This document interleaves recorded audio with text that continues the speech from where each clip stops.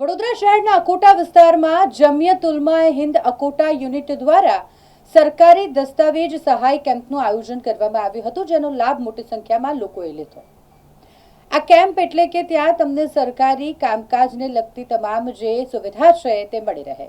જેમાં મહત્વની સુવિધાઓ વિશે વાત કરીએ તો આધાર કાર્ડ અપડેટ, જેમાં સુધારા વધારા કરવાના હોય તો તે થઈ શકે, આવકના દાખલા નીકાળવા હોય તો તે નીકળી શકે, એ સિવાય કેવાયસી અપડેટ જેવી અલગ અલગ સરકારી સુવિધાઓ કે જેના માટે તમારે કચેરીએ જવું પડતું હોય તે એક જ જગ્યાએ આ સમસ્યાઓનું, આ સુવિધાઓનું તમને મળી શકે લાભ, તે માટેનો આ કેમ્પ આયોજિત કરવામાં આવ્યો હતો।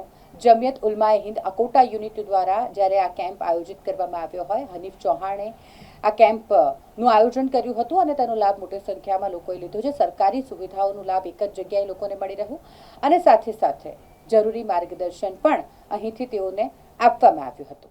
આજ રોજ જે આપણે જોઈ રહ્યા છો કે આજ રોજ જમિયત ઉલમા હિન્દ વડોદરા શહેર અકોટા યુનિટ દ્વારા બરોડા ખિદમત કમિટી અને અકોટા ખિદમત ગ્રુપ દ્વારા આજે એક આયુષ્યમાન કાર્ડ કેમ્પનું આયોજન કરવામાં આવ્યું હતું। આપ જોઈ રહ્યા છો કે આયુષ્યમાન કાર્ડ કેમ્પ यहाँ ફ્રીમાં બની રહ્યા છે। જે લોકોના પૂરેપૂરા ડોક્યુમેન્ટ છે તે આયુષ્યમાન કાર્ડ બનાવી રહ્યા છે। અગર કોઈનો આવકનો દાખલો નથી તો આવકના દાખલાનું ફોર્મ ભરી રહ્યું છે। અગર કોઈનું આધાર કાર્ડ અપડેટ નથી તો તે આધાર કાર્ડ અપડેટનું બી કામ ચાલી રહ્યું છે।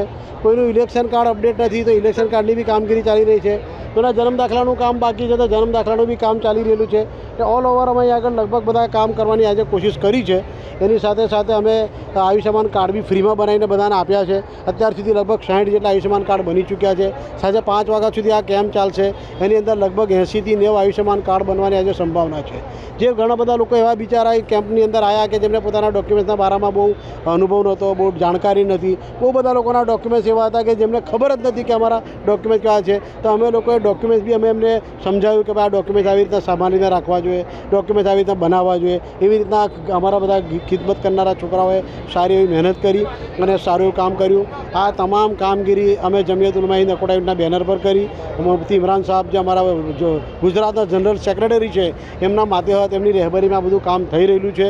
આવનારા દિવસોમાં બી અમે એક અવેરનેસના રૂપે, જાગૃતતાના નિયતથી અમે આવા કેમ્પોનું આયોજન કરતા રહીશું, જેથી કરીને વધારેથી વધારે લોકો ગરીબો આયુષ્યમાન કાર્ડ બનાવે અને પોતાના હોસ્પિટલના ખર્ચાથી બચવાની કોશિશ કરે। હનીફ ચૌહાણ, અકોટા।